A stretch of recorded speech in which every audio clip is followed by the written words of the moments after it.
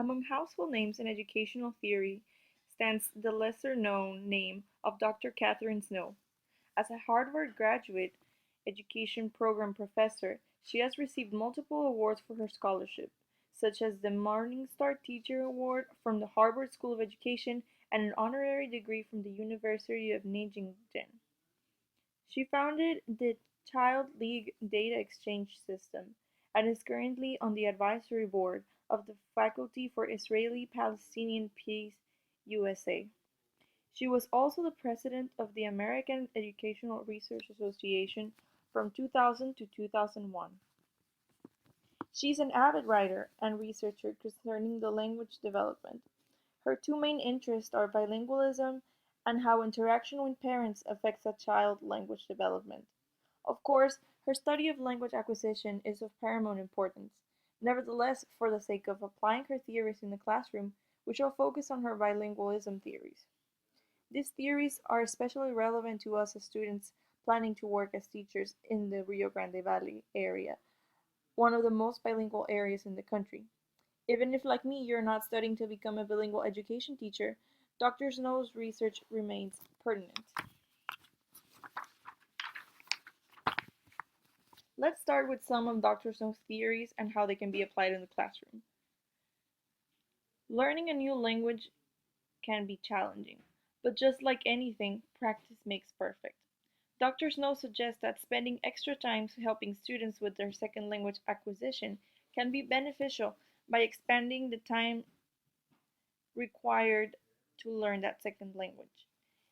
In an ideal situation, this would mean that parents would help their children with their homework. However, we know that that is not always possible.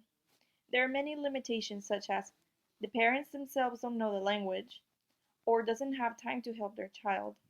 This is when the teacher could step in. Theory implementation number 1. By creating after-school tutoring hours, students can get the extra help they need with their homework and learning a second language simultaneously. Teaching through context. Vocabulary acquisition is an integral part of learning a second language. Traditionally, in order to learn vocabulary words, teachers would drill lists of words or use flashcards so students could memorize the meaning of new words. Dr. Snow suggests that this is not the most effective method of teaching vocabulary. She claims teaching through context is most effective. As a teacher, one can incorporate such words into a lecture and then ask questions to make sure the students understood. Theory implementation number 2. Just because lists or flashcards drillings might be ineffective, it doesn't mean that all activities are. It could be helpful to provide with exercises such as the following one. Underline all the cognates in the paragraph. For the sake of this example, I will present a single sentence for the paragraph. The Progressive Era is notable for supporting economic, social, and political reform.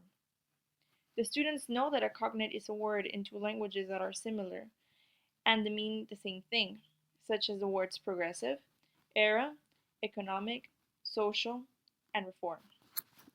They could also learn false cognates, such as supporting. In Spanish, soportar means to bear and to endure, while in English in this context it means to be in favor of. Theory implementation number 3. Provide different sentences where the same vocabulary word is used in order to provide context that would facilitate learning.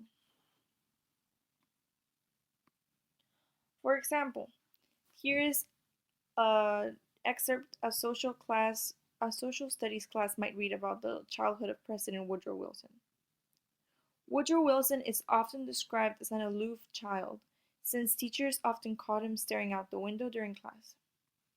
From this sentence, the student might gather that the word aloof has negative connotation, since his teachers caught him doing it, being aloof. Next sentence. Because of his aloof nature, teachers of President Wilson had to ask him to repeat what they had just said to make sure he was paying attention. Created using Powtoon.